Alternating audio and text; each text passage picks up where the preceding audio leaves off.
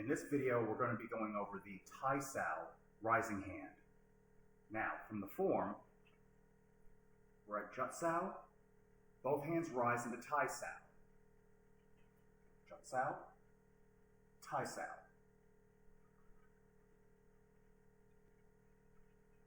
As we're bringing the wrist up, we are impacting with the top part of our wrist. We do this by leading with our wrists, relaxing the hands as they come straight up. It's almost like a motion that we are about to flip our sheets. Now,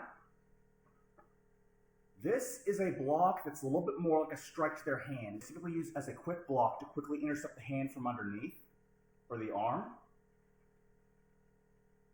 Also, this is something that's rarely seen in Wing Chun. It's only done in the Silam Dao form. It's not even in the Wooden Man form, which has, last I counted, over 250 movements in it. It's even so rarely used that when one of my other instructors started teaching me Wing Chun, he had learned it to where after you do Jut Sao, do the Tai Sao, like we typically do in the form, but he completely omitted it from the Silam Dao section since it's so rarely used. Now, aside from being a block, you could also use this as a strike to their chin. You could have it come around this way to strike the temple. This is a very hard surface area to hit somebody with, and just like your elbow, there's not really much of a cushion between it and the rest of the world. However, you don't want to overuse it because you don't want to break your wrist bones. And those are just, the bones that comprise your wrist are just eight bones, about a little bit smaller than a marble. So you want to use this sparingly, which is probably why it's not used as often in Wing Chun. Now, let's see how we could do a possible Tai Sao combo on the Wooden Man tree. Yep. Now, let me add on to the don'ts about the Tai Sao. One thing you wouldn't want to do is, after doing the Tai Sao block, trying to strike in at them, because even if you're aiming for their upper arm, which if you're like doing this to their lower arm, they could bend that elbow in and strike at you that way. And even if you were doing that to their upper arm, as they're striking you here, you're letting go of that arm for them to just be hitting you in return. So we're going to use this simultaneously like we do with most of our blocks. We're going to do this from the Jut Sao position like we do in the form. So let's say we've just knocked one hand downward with the Jut Sao.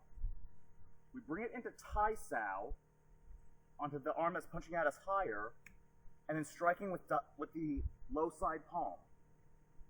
Then we'll take the low side palm hand, block it down with the Jut Sao. Tai Sao, low side palm with the other side. Jut Sao, Tai Sao, low side palm. Jut Sao, Tai Sao, low side palm. Jut Sao, Tai Sao, low side palm.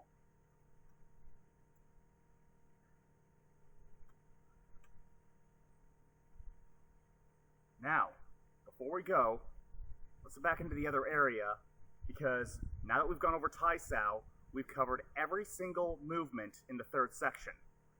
So let's go over them before we go. Yep. All right.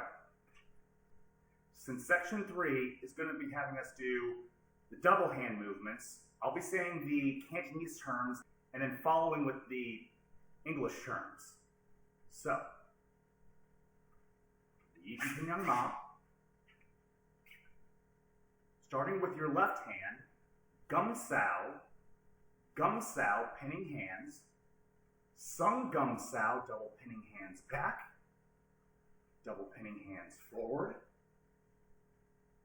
Lan Sao, barring arms, Fan Sao, knife hands, Lan Sao,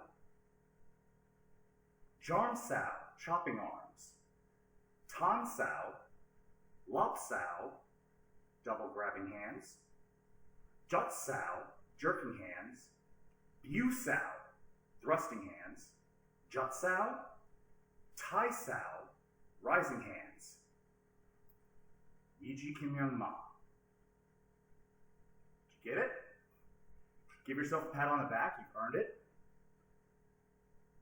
And hope you all learned something and that you enjoyed it. Stay safe, stay healthy, and stay awesome. I'll see you all next time. Take care.